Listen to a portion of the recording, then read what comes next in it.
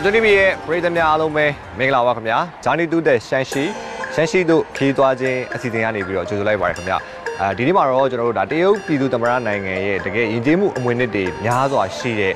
ရှမ်းရှိပြည်နယ်တွေကပေါ့နော်တကယ်အထင်ကြီးနေရာတွေကိုကျွန်တော်တို့တွားရောက်ပြီးတော့မှရိုက်ကူးသွားမှာဖြစ်ပါတယ်။အဲ့တော့ဘယ်လိုနေရာတွေဖြစ်မလဲဆိုတာကိုတော့ပြည်သက်တွေကမကြခင်မှာသိရှိရမှာဖြစ်ပါတယ်။အခုပထမဆုံးကျွန်တော်တို့ရောက်နေတဲ့နေရာကတော့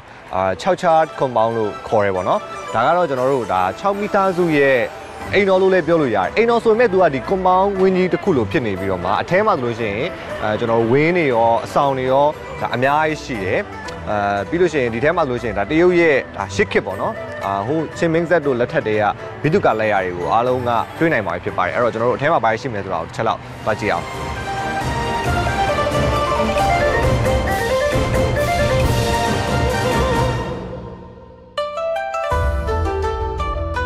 6အိမ်တော်ကိုတော့6 family compound လို့ခေါ်ဆိုပြီးတော့တရုတ်နိုင်ငံရှမ်းရှိပြည်နယ်ချီခရိုင်6ပိုင်ရွာမှာတည်ရှိပါတယ်။ဒီဆောက်အုံကချင်းမင်းဆက်ခေတ်ကနာမည်ကြီးတဲ့ကုန်တယ်နဲ့ဗန်နာရီလုပ်ငန်းရှင်ဖြစ်တဲ့ချောင်းကြီးယုံရဲ့နေအိမ်လည်းဖြစ်ပါတယ်။ဒီဆောက်အုံကိုတော့ချန်လုံအေဂရီရဲ့လက်ထက်မှာစတင်တည်ဆောက်ခဲ့တာဖြစ်ပြီးတော့မှ18ရာစုနှစ်အတွင်းပဲပြီးစီးခဲ့တာပါ။6ကောင်းရပ်ကထူးခြားချက်တွေကကြတော့အပေါ်ကနေကြည့်မယ်ဆိုလို့ရှိရင်တရုတ်စာလုံးပျော်ရွှင်ခြင်းဆိုတဲ့ပုံစံနဲ့ဆင်တူအောင်တည်ဆောက်ထားတာဖြစ်ပါတယ်။ဒီကွန်ပေါင်းကြီးတစ်ခုထဲမှာဆိုရင်ခြံဝင်းကြီး6ခုခြံဝင်းငယ်19ခုစုစုပေါင်းအခန်း313ခန်းထိကိုပါဝင်ထားတာပါချင်းမင်းဆက်ရဲ့နောက်ပိုင်းကာလမှာဆိုလို့ရှိရင်ရှမ်းရှိကုန်တယ်ရဲ့ရည်ကျေးမှုလူနေမှုပုံစံနဲ့ဘိတုကလက်ရာတွေကိုလည်းပြသနေတာဖြစ်ပါတယ်ရုပ်ကမှာတော့6ခေါက်ရက်ကိုပြတိုက်ဖြစ်ဖွင့်လှစ်ထားတာဖြစ်ပြီးတော့လေယာလုပ်ငန်းတွေဘဝနေထိုင်မှုဓလေ့တွေစီးပွားရေးထုံးတမ်းစင်လာတွေပြီးရင်တော့ကျောင်းမိသားစုရဲ့တမိုင်းကြောင်းစတာတွေကိုပြသထားတာလည်းဖြစ်ပါတယ်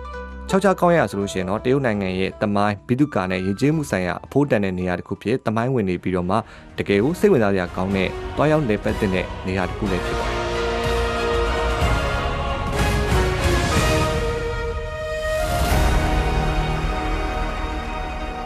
အခုမြင်တွေ့ရတဲ့ရုပ်ထုကတော့ Dragon Lady လို့ခေါ်တဲ့ Sishi ရဲ့ရုပ်ထုပဲဖြစ်ပါတယ်Sishi ကချင်းမင်းဆက်ရဲ့နောက်ဆုံးကာလမှာတရုတ်နိုင်ငံကိုနှစ်ပေါင်း48နှစ်ကြာအုပ်ချုပ်ခဲ့တဲ့အင်အားအကြီးဆုံးအမျိုးသမီးတစ်ယောက်လည်းဖြစ်ပါတယ်။သူ့တော့အနောက်တိုင်းသားတွေက Dragon Lady လို့တင်စားခေါ်ခဲ့ကြတယ်။အဲ့လိုခေါ်တာကသူ့ရဲ့အာဏာလွှမ်းမိုးမှုနဲ့တရုတ်ပြည်ရဲ့တင်ဂီတာဖြစ်တဲ့နဂါးတင်ဂီတာတို့ကြောင့်ပဲဖြစ်ပါတယ်။ Sishi နဲ့6 family တို့ရဲ့ဆက်နွယ်မှုကတော့1900ပြည့်နှစ်မှာဖြစ်ပွားခဲ့တဲ့အရေးခင်းကြောင့်ပဲဖြစ်ပါတယ်။အဲ့ဒီအရေးခင်းကြောင့်ပဲ Sishi ကဘေကျင်းကနေဒါရှမ်းရှိပြည်နယ်ကိုထွက်ပြေးခဲ့ရတယ်ပေါ့နော်။အဲ့ဒီအချိန်မှာဆိုရင်ဒါရှမ်းရှိပြည်နယ်ဟာတရုတ်ပြည်ရဲ့ဗန်လုပ်ငန်းနဲ့ကုန်သွယ်ရေးအချက်ချကြတဲ့ဒေသဖြစ်နေပါတယ်။ Sishi ဟာ6 family ရဲ့အကြီးအကဲဖြစ်တဲ့6ရင်ကြီးထံကိုသူအကူအညီသွားပြီးတော့တောင်းခဲ့တယ်။6 family ရာဆိုလို့ရှိရင်လည်းအဲ့ဒီခေတ်ကတကယ်ကိုချမ်းသာကြွယ်ဝပြီးတော့မှဩဇာကြီးမားတဲ့မိသားစုတွေဖြစ်နေတယ်။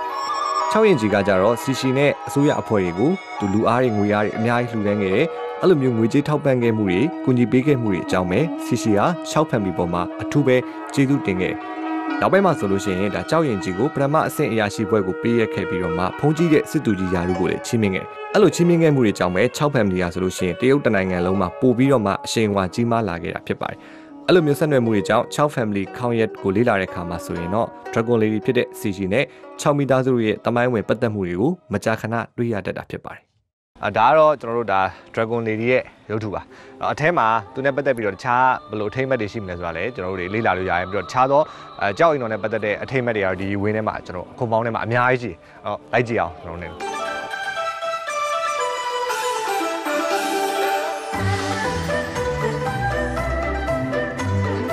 ့ကျွန်တော်ဒီ6ခုံပေါင်းပေါ့6အိမ်တော်ကကြာတော့ဒီချင်းမင်းဆက်လက်ထက်မှာတကယ်နာမည်ကြီးတဲ့6ကုန်တယ်ပေါ့နော်6ကုန်တယ်ကြီးပေါ့ပြီးလို့ရှိရင်သူကဟိုဟာဒီဘန်နာရေးလုပ်ငန်းတွေကိုလည်းကျွမ်းကျင်တဲ့သူပေါ့သူ့ရဲ့နေအိမ်သူ့ရဲ့လက်ထက်မှာစပြီးတော့မှဒီဆောက်ခဲ့လို့ပြောလို့ရတယ်ချန်လုံအေဂရီရဲ့လက်ထက်18ရာစုလောက်မှာစပြီးတော့မှဒီအဆောက်ကိုဒီဆောက်ခဲ့အောင်ဒီကွန်ပေါင်းတစ်ခုလုံးကိုကျွန်တော်ဒီဆောက်ခဲ့လို့ပြောလို့ရတယ်နောက်ပိုင်းမှာကျွန်တော်တို့ဒီမျိုးဆက်တွေတစ်ဖြည်းဖြည်းပြောင်းလာတဲ့ပုံမှာထပ်ပြီးတော့တိုးဆောက်လာတဲ့ဟာတွေလည်းရှိတယ်မျိုးဆက်ကတော့ကျွန်တော်တို့ပြောရမယ်ဆိုလို့ရှိရင်50လောက်ထိရှိမယ်လို့ထင်တယ်然后再看到右手边和ကျွန်တော်တို့ဒါအထဲကရှောင်းလန်းလေးနဲ့ဝင်ကြည့်လိုက်အခုကျွန်တော်တို့ဒီ6မီတာစုရဲ့ကွန်ပေါင်းထဲမှာပေါ့နော်ရောက်နေတာကျွန်တော်တို့ဒီ area ကတော်တော်လေးကျယ်တယ်ကျွန်တော်တို့မြန်မာနိုင်ငံမှာဆိုလို့ရှိရင်ဒါဟိုရက်ကွက်နီးပါးလောက်တစ်ခုလောက်တော့ရှိရပေါ့အဲ့လိုပြောရမယ်ပေါ့နော်ဒါကကြတော့ကျွန်တော်တို့စာကြည့်ရခန်းပေါ့သူလေ့လာတာတို့ပါလို့ရှိရင်ဒီခန်းထဲမှာစာကြည့်ရတော့ပါတော့ ဒီခန်းကကျတော့ဒါ6စီယုံရဲ့သူစာကြည့်ကန်းလို့ပဲပြောရမှာပေါ့ကျွန်တော်တို့အရင်တုန်းကဒီ China ရဲ့လူကြီးတွေတော်တော်များများပေါ့နော်ကျွန်တော်တို့ဒီဝင်ကြီးတို့အရာရှိတို့တော်တော်များများကအဲ့လိုမျိုးတို့စာပေတွေလေးလာတဲ့အခန်းအဲ့လိုတက်ရှိရဗျာကျွန်တော်တို့ဒါတရုတ်ကားတွေပါထဲမှာဆိုတော်တော်များများတွေ့မှာပါအဲ့တော့ဒီကနေ့မှာဆိုဒီမှာစာပေလေးလာတဲ့အခန်းမှာဆိုတေချာလေးလှုပ်ထားအောင်တွေ့ရတယ်အဲ့တော့ဒီလူကကျွန်တော်တို့စာပေနဲ့ပတ်သက်ပြီးတော့လေးလိုက်စားတဲ့ပုံပဲပြီးတော့ကျွန်တော်တို့သူတို့ရဲ့ရိုးရာဖြစ်တဲ့ဖန်အိုးလေးတွေတို့ဒီမှာကျွန်တော်တို့မြင်ရတဲ့တရုတ်ကားတွေထဲမှာမြင်ရတဲ့ဒါပကြီကားတွေပြီးရင်စာပေလွှာတွေကြပြားတွေထင်တယ်ဗျကျွန်တော်ထင်တော့ဒါအသေးပဲတော့သိနာမလဲဘူးဒီမှာချိတ်ထားရတာသူတို့ကအဲ့ဒီခေတ်တုန်းကဆိုရှင်အဲ့လိုကြပြားတွေပါရေးတာလည်းအရင်ဝါသနာပါကြတယ်အဲ့ဒါကြောင့်မို့ဒီဟာကတော့သူတို့ကိုယ်တိုင်ရေးထားတဲ့ကြပြားတွေဖြစ်မှာနော်โอเคအဲ့ဒါဆိုတော့နောက်တနေ့ဆက်သွားကြမယ်ဒါကကြတော့ကျွန်တော်တို့ကြောက်ချီယုံရဲ့အငယ်ဆုံးသားပေါ့အငယ်ဆုံးသားရဲ့အခန်းဒီယောက်ျားလေးခန်းမှာကြတော့ဘယ်လိုပြင်ဆင်မျိုးရှိမလဲဆိုတော့ကျွန်တော်တို့ချက်ကြည့်ရအောင်အဓိကအပြင်တော့ကျွန်တော်တို့ဒီတရုတ်ရဲ့ဘီတုကာလဲရတွေမှာဆိုလို့ရှိရင်ကျွန်တော်တို့မြန်မာနိုင်ငံတို့နောက်အီဂျစ်တို့ပေါင်းနဲ့မတူတာကြတော့ဒီတစ်သားကိုအဓိကသုံးထားရပေါ့နော်အဓိကသူတို့ခံတက်တွေအစားကျွန်တော်တို့ရဲ့တကယ်လူကြီးမင်းတွေနေတယ်ပေါ့နော်တကယ်သူတို့ရှိရဝင်ကြီးတွေအမှတ်တင်နေတဲ့နေအိမ်တွေကိုပါဒါကြောက်သားတွေနဲ့ကြောက်တွေပိုင်းနဲ့ထွေးထူရမယ်စားဒီတစ်သားတွေကိုအသုံးပြုပြီးတော့ဘီတုကာပညာတွေကိုဖော်ပြထားတာကိုအများဆုံးမြင်တွေ့ရတယ်ဒါသူတို့ဒါတရုတ်ရဲ့ Asian ဘီတုကာလို့ပြောရမှာပေါ့နော်အဲ့တော့ဒီတစ်သားရဲ့ဘီတုကာနဲ့ပတ်သက်လို့ရှိရင်တော့တရုတ်နိုင်ငံကတော်တော်လေးကိုနာမည်ကြီးတဲ့အထက်မှာပါတယ်တကယ်လည်းလက်ရမိုက်အခန်းတော့အရင်ကျဲတဲ့အခန်းတော့မဟုတ်ဘူးဗျဒါပေမဲ့သူ့အားနဲ့သူတော့လုံးဝအစီအစဉ်တကျပဲ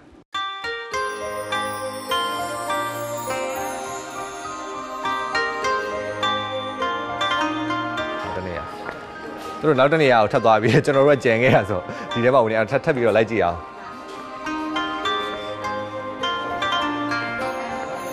โอเคဒါကြတော့ကျွန်တော်တို့family caller ပေါ့ဒီမိသားစုတွေပါတယ်တွေ့ဆုံတဲ့နေရာလို့ထင်ဒီနေရာလေးကကြတော့ဟုတ်တယ်ကျွန်တော်ဒီမှာဆိုလို့ရှိရင်ဒီဧည့်သည်လာတာတို့ကျွန်တော်တို့မိသားစုချင်းချင်းစကားပြောတာတို့ဘာလို့ပဲဖြစ်ပေါ့နော်အဲ့လိုမျိုးသွားတဲ့နေရာလေးပါအဲဆောင်လို့လည်းပြောလို့ရတယ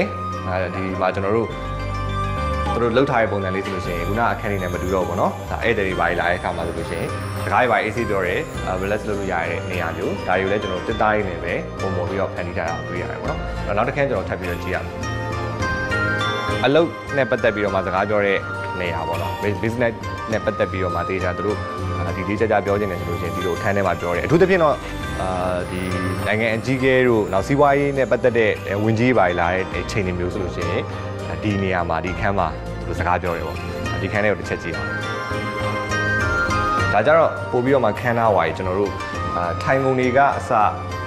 ကျန်တဲ့ခန်းတွေနဲ့မတူတော့ဘူးเนาะခန်းနာနဲ့လှုပ်ထားတယ်တကယ်လူကြီးလူကောင်းတွေပဲဖြစ်ဖြစ်ဒီမှာဒီနန်းတွင်းနဲ့ပတ်သက်တဲ့အရာရှိရာခံတွေပဲဖြစ်ဖြစ်လာလို့ရှိရင်ဒီမှာပြောမဲ့နေရာပေါ့အဲ့ဒါကြောင့်မို့သူတို့ခန်းသားကိုတေချာပြင်ထားတယ်နောက်မှဆိုရင်ဒီသူတို့ယဉ်ကျေးမှုစာပေတွေကိုပေါ်ပြထားရလည်းရှိတယ်ပြီးရင်ဖန်အိုးတွေမှန်တွေတကယ်လို့မှပကြီကားတွေပေါ့နော်ဒီမှာဆိုရင်တရုတ်ရဲ့ကျွန်တော်တို့ဟိုးရှိခေတ်မှာတွေ့ရတဲ့ဒီတောင်တွေတောတွေကိုစီချဲထားတဲ့ပကြီကားမျိုးတွေကိုလည်းချိတ်ဆွဲတာဒါတော့သူတို့ကအရင်တော့ဆိုတာအရင်အမျက်တနိုးနဲ့ထိမ့်သိမ့်နေရှိတယ်ပေါ့နော်ဒီပကြီကားကိုဒီခန်းကတော့ကျွန်တော်တို့စီးပွားရေးနဲ့ပတ်သက်တဲ့အကြောင်းအရာတွေကိုအများဆုံးပြောတဲ့အခန်း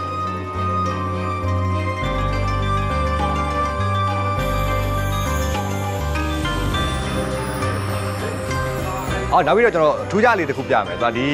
ီအစာအုပ်ရဲ့ရှေ့တွေမှာဆိုလို့ရှိရင်သူကဒီလိုရေခံနဲ့ခွက်အကြီးထားတာပေါ့နော်အဲ့ဒီဥစားကြတော့ကျွန်တော်တို့ဒီဘိုးကောင်းငယ်ကကြာလာတဲ့ကံကောင်းမှုတွေတို့ပြီးလို့ရှိရင်ဒီဟိုဟာတွေပေါ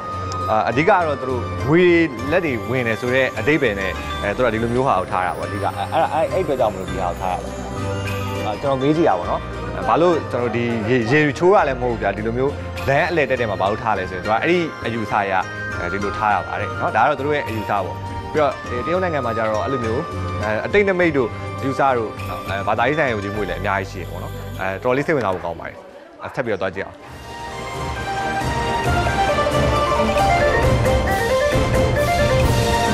အဲ့တော့ဒီအကြီးကတော့ကျွန်တော်တို့တွေတရုတ်ဇက်ကားတို့ဒါအော်ပရာတို့မှာအများဆုံးမြင်ရတဲ့နေရာပေါ့နော်ကျွန်တော်တို့ဒီနန်းတွင်းကားတွေရိုက်တာပဲဖြစ်ဖြစ်နောက်တရုတ်ရဲ့အော်ပရာတွေရိုက်တာပဲဖြစ်ဖြစ်ဇက်ကားတွေထဲမှာကျွန်တော်တို့အများနဲ့ မြင်တွေ့ရတဲ့နေရာကြီးပါအရင်ကမိုက်ပါတယ်ကျွန်တော်တို့ဒါကိုအပြင်မှာမြင်တွေ့ရတာပေါ့နော်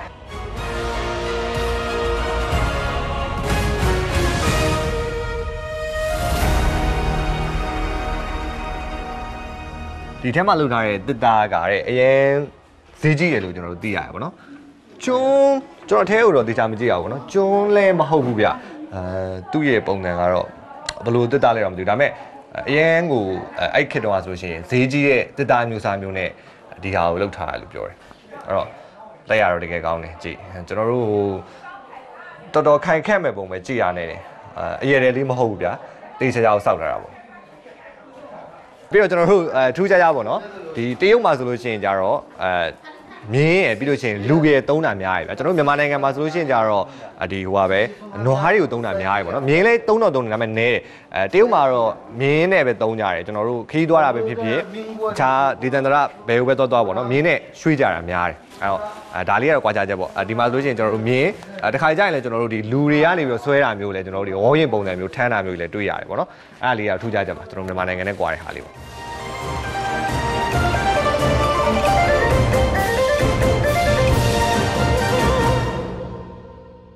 ကဲအဲ့တော့အခုရောက်နေရတာကကျတော့ဒါ6 family ရဲ့ garden ပေါ့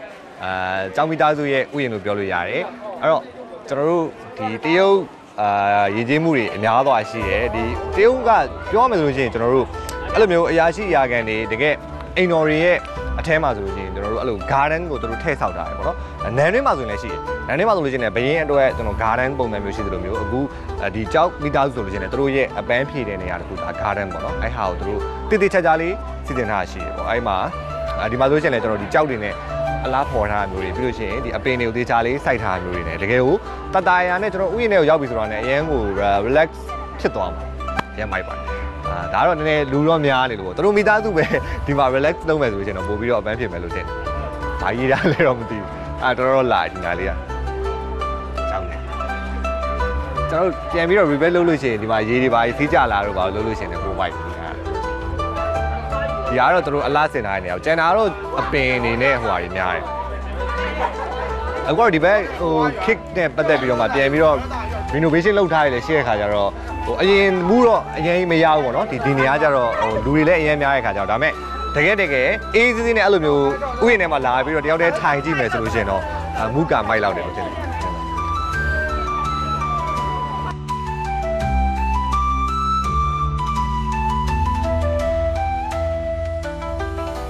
ဒါဥယျာဉ်ထဲကနေပြီးတော့မှကျွန်တော်တို့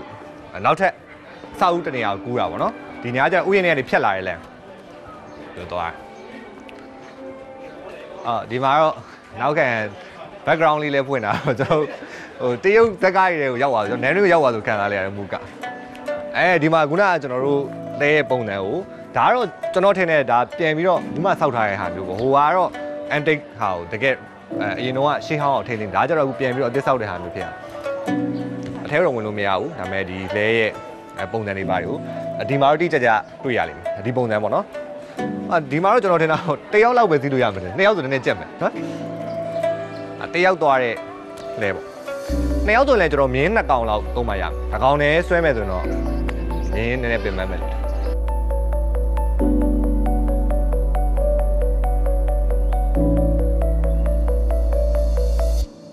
ဒီနေရာကျတော့ကျွန်တော်တို့ဟွာလေးပေါ့နော်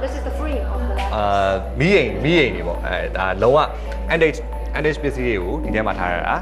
တေချာကိုပေါင်းခတ်ပြီးတော့မှ how many years this it's a Qing dynasty sorry maybe 400 300 for that yes oh 1644 1911 oh yesဒီကောင်လေးဆိုရင်ကျွန်တော်တို့နှစ်300နဲ့400ဂျားလောက်ထိရှိနေပါတော့အဲ့တော့တော်တော်တန်းကြတယ်ပုံစံတော့မတူပြတစ်ခုနဲ့တစ်ခုကတော့ဒါဆိုအရင်မီးရင်အကြီးပုံစံမျိုးပေါ့နော်ဒီဘက်မှာကျတော့မီးရင်အသေးတဖြည်းဖြည်းနဲ့တော့ကျွန်တော်တို့ဒီအရှိတိုင်းရဲ့မီးရင်ပုံစံမျိုးလေးတော့ဆန်တယ်ဒါပေမဲ့ရှေ့မှာတွေ့ရတဲ့ဟာတွေကတော့တော်တော်လည်းမမြင်ဘူးတခါမှအဲ့လိုမီးရင်မျိုးတော့နော်အော်ဒီဟာကကျတော့ကျွန်တော်တို့ငကားပုံစံမျိုးနဲ့လုပ်ထားတဲ့ဟိုပါပေါ့မီးရင်ပဲဒါကကျတော့ရှေ့မှာရှိတဲ့ Dragon Lady ကိုသူက လက်ဆောင်ပေးခဲ့တာလို့ပြောတယ်ဒီကတော့တကယ်လာတကယ်လူပညာလက်ရအရင်မြောက်တယ်ပေါ့နော်ဒီမှာဆိုရင်ကျွန်တော်တို့ငကားနဲ့အသစ်သားကိုငကားပုံနဲ့ပုံဖော်ထားတယ်ပြီးရင်ဒီမှာကျွန်တော်တို့ဖျောင်းနိုင်ထုံးလို့ရတဲ့နေရာလေးတွေရောပြီးတော့မီးချိတ်လို့ရတဲ့နေရာလေးရောတော်တော်ကိုလက်ရမြောက်တယ်လို့ပြောလို့ရတယ်ဒီငကားရဲ့ပုံစံတွေမှာဆိုလို့ချင်းလည်းတို့ထွင်းထားတဲ့ဟာလေးတွေကလက်ရမြောက်တယ်တရုတ်ကလည်းသိတဲ့အတိုင်းပဲဒီတရုတ်နိုင်ငံဆိုလို့ချင်းကျွန်တော်တို့ကငကားတွေနဲ့တွဲပြီးတော့မြင်နေပေါ့နော်ဒီငကားတွေနဲ့ပတ်သက်ပြီးတော့သုံးဆောင်ပစ္စည်းဆိုချင်းလည်းတို့ထွင်းထူးကြတယ်ဒါကတော့တကယ်ကိုလက်ရမြောက်တဲ့မီးရင်ငကားနဲ့လောက်ထားငါဘယ်နှကောင်ရှိလဲ1 2 3 4 5 6 9 10 9ပါလက်ကီနဲ့မှာတို့ကအဲ့လိုမာဂနန်ကိုနည်းနည်းလက်ကီပို့ပြီးတော့ဖြစ်တယ်ပေါ့နော်အဲ့ထဲမှာနံပါတ်9အဲ့ကြောင့်ငကား9ကောင်နဲ့လောက်ထားတိုက်ရမြောက်မာတိလိုက်နရိကားရဲမှာတွေ့ရမီးအိမ်တွေတော့ရဲဘက်တွေပါဆိုဒါကြီးကိုဂိုင်းပြီးတော့လေသိရမလားညလို့ချင်းဘဏ္ဍာကြီးထိုးပါပြီလို့သိရမလားလိုက်ပြီးတော့မှအဲ့ချိန်မှာဟိုဟာလူသက်သမားတွေပိုင်းနဲ့တွေ့အဲ့လိုမီးအိမ်တွေဒါတွေကမြင်မှုပါဒါတွေကတော်တော်များများမြင်မှုပဲလို့ထင်ကျွန်တော်ဟမ်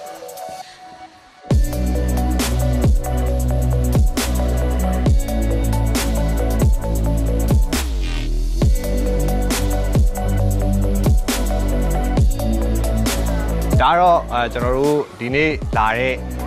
6ကြားအိမ်တော်ရဲ့6မိသားစုတော့ family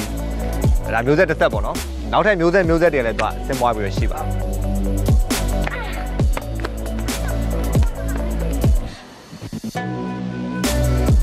โอเคပါဒီနေ့ကျွန်တော်တို့ Fortune TV ရဲ့ Journey to the Shanxi ဒါ Shanxi တို့ခရီးသွားခြင်းဆိုတဲ့အစီအစဉ်မှာဆိုရှင်ဒါပထမဆုံးနေ့မှာတော့ကျွန်တော်တို့ဒါကြောက်ကြားအိမ်တော်ပေါ့နော်ကြောင်မိသားစုရဲ့ခွန်ပေါင်းတွေကတကယ်အထင်ကြီးရနေရာတွေကိုဒါပြည်သက်တွေအတွက်ရိုက်ကူးတင်ဆက်ပေးခဲ့တာဖြစ်ပါတယ်အခုကျွန်တော်တို့ရဲ့ Journey to the Shanxi ဆိုတဲ့ခရီးစဉ်မှာဆိုရှင်နောက်ထပ်သွားမယ့်နေရာတွေကလည်းဒါတရုတ်ရဲ့တကယ်ရှေးဟောင်းအမွေအနှစ်တွေများစွာနဲ့ပြည့်နေနေတဲ့နေရာတွေပဲဖြစ်ပါတယ်အဲ့တော့နောက်တစ်ပိုင်းမှာဆိုရှင်ကျွန်တော်တို့အနေနဲ့ဘယ်နေရာကိုတွားရောက်ပြီးတော့မှလေးလာရိုက်ကူးသွားမလဲဆိုတာကိုဆက်လက်ပြီးတော့ရှိဖို့အတွက်ဖိတ်ခေါ်ချင်ပါတယ်ခင်ဗျအဲ့တော့ဒီပိုင်းနဲ့နှုတ်ဆက်ပါတယ် thank you ပါ